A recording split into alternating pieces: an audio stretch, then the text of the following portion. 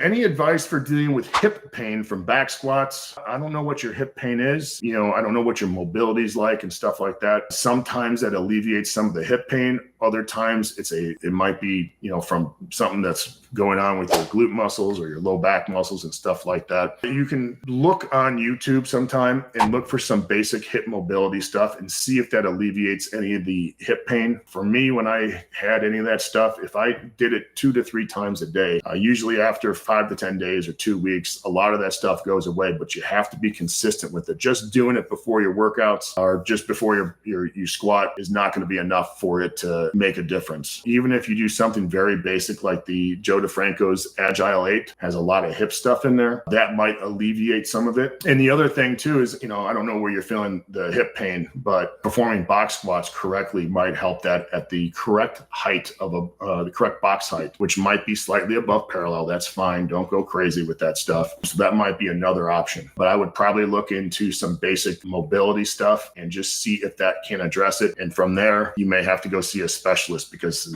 hip pain and back squats, like that's just very general. And I'm definitely not a doctor or anything like that.